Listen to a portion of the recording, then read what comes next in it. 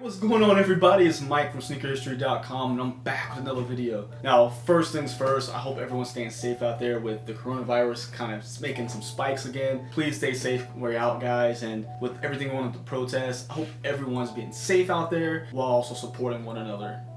I made a video last week, my thoughts about everything, especially about being a black male in the US. So check it out when you have a chance. It felt better for me to make a video as opposed to making a post. I just felt like I was able to express myself a little bit better. Now, with that, I wanted to make sure I was bringing you guys, a normal video today. Not saying that we should look past anything, but I think a couple minutes to de-stress from the news and everything happening. I think that's good. I think it's healthy. So I want to bring you guys, of course, a sneaker review, what I do normal. Now, today we're going to be looking at the Nike Air More Uptempo. Now, this is the 1996 version that Scottie Pippen wore in the Atlanta Olympics, and this is one of my favorite shoes ever. Now, of course, it originally dropped in 1996. It retroed 3 more times. That includes this model. But I have missed out on both the 2012s and the 2016s. Now, clearly you see a pattern. They're releasing every time the Olympics happen. I missed it on the 2012s. It was a House of Hoops collection that came out with these. A pair of it was the Air Force Max that Barkley wore. It was the BB4s, which are here. This BB4 Vince Carter wore. I was able to get my hands on this one in 2012. And there was one more, and I cannot for the life of me remember what the fourth shoe is. If I can find out which one it is, I'll put a picture up here in the top so you guys can see the collection. And I want to say there might have been, was it Jordan 6 Olympic release at that time as well? I could be wrong, but I'm going to put the picture of the House Hoop collection up top so you guys can see that 2012 collection, which was a very, very awesome collection in my opinion. But I missed out on the Uptempos. Got the BB4s, missed on the Uptempos, and I missed out on the 2016s. Now with this pair, I got lucky because I was doing some searching and found these just sitting, well not sitting, I found them on Active Athlete's website, and that's the store I actually did an interview with.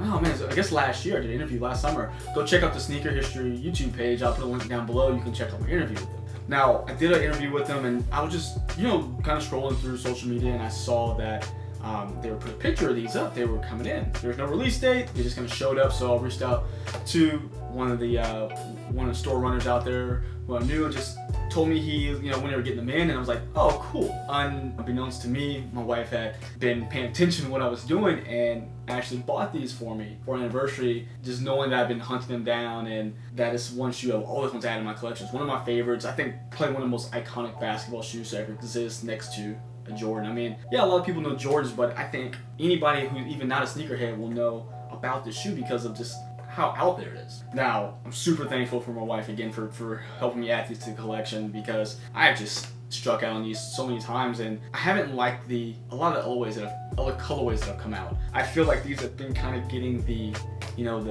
foam posit treatment, where there's just too many coming out that just don't make sense, and I don't know. I mean, a lot of them sell, but a lot of them sit. So I'm glad we're getting back to something that is classic. Now, the shoe itself, I'm not sure if there are any changes from the other models. From what I remember, the 2016 and 2012, these look very similar, feel very similar. The 96, of course, I've never actually held. I've seen them as a kid, as other kids on foot or other people wearing them on foot, and I've never actually held them in hand, so I'm not sure if there's much of a difference from that one. Now, if you guys know, drop me a comment below. Let me know if you guys have felt the difference, if you have all 4 or have had all 4 and can notice any visible differences. Now, just like any other time when the shoe releases, it's going to be covered in a dark navy nubuck here and all the base of the shoe, with leather accents on the toe box with a embroidered Nike swoosh in navy there, and of course the leather air patches that go across the lateral side and the medial side. Now, that leather is also going to circle from the heel as well on the last 2 letters. You'll have that jeweled navy swoosh there, which I think is probably my favorite part of the shoe besides the air on there. You have the gold number 8 embroidered in the heel, which is Scottie Pippen's Olympic number. Then you'll also have, let's see here, we have a rope pull tab on the heel and on the tongue. You'll have a white leather patch on the tongue with a red Nike swoosh, which you cannot see whatsoever when you put the shoe on because of the 3 elastic bands that run across the top of the sneaker. You can see that. Now, these bands, I actually feel like they do serve a purpose. I mean, when I put the shoe on, I feel pretty secure. I feel like I'm not going anywhere. Only thing is you just can't see the tongue unless you don't lace the top eyelet and then pull up whenever you have it on. I feel like the only time you can really see that red accent. Now, probably the only breathable part of the shoe is going to be the tongue here. You have a mesh tongue that has a lot of perforation, so you get a little breathability there. But other than that, this shoe is yeah, you're not getting much air coming through this shoe. It is a thick shoe. Like I say, all nubuck leather with the panels here, and it's I don't know, I love it. It's just true 90s right there. Just, you know, nice material. I won't say the nubucks are right. It's not the nicest material, but you know, those just leather materials. It's not. There's no, you know, fuse. There's no you know, that translucent mesh. Everything here is like a leather or nubuck, and I mean, true to form. Look at the midsole. Of course, you have the air units here, which I'm not sure if it's a full air unit or separated air units.